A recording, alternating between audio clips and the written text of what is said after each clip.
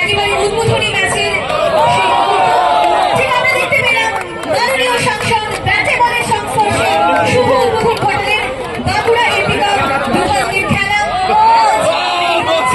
এই মাঠে এই ময়দানে খেলবে দুটো টিম।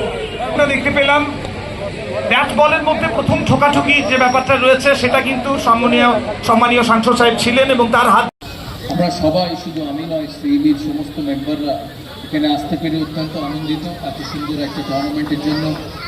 বাঁকুড়া ডিস্ট্রিক্ট স্পোর্টস ফেডারেশনের সমস্ত সদস্যদের আমাদের অনেক ধন্যবাদ, তারা সাহায্য করেছে এই টুর্নামেন্টটা করার জন্য। যারা পার্টিসিপেট করছে আমার সামনে আছেন 8টা টিম, তাদের প্লেয়ার তাদের সঙ্গে যারা যুক্ত। আজকে শুরু এই টুর্নামেন্ট 27 তারিখ, আজ ইনঅগারেশন, ফাইনাল হবে 3 তারিখ। তাদের আজকে এই সুন্দর একটা মাঠে একটা খেলার সুযোগ থাকবে আগামী 7 দিন। বাঁকুড়া ডিস্ট্রিক্ট স্পোর্টস ফেডারেশন সিএবির সাথে যুক্ত।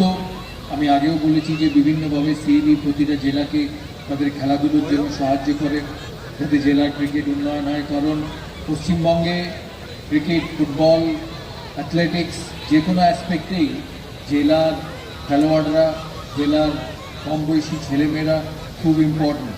বাঁকুড়া উইমেন্স টিম, আমাকে আশিসদা বললেন যে বাঁকুড়ার উইমেন্স টিম এবারে সিএবি পরিচালিত উইমেন্স টুর্নামেন্টে সেমিফাইনাল খেলেছে। বাঁকুড়া টিম থেকে বাঁকুড়া ডিস্ট্রিক্টের কিছু মহিলা প্লেয়াররাও বাংলা টিম প্রতিনিধিত্ব করেন। তারা আজকে এখানে আছে কিনা আমি জানি না, তারা যদি এখানে থাকেন তাদেরকে আমার অভিনন্দন। আমি আজকে দেখছি যে শুধু এটা পুরুষদের খেলা, এখানে ছেলেরা আছেন।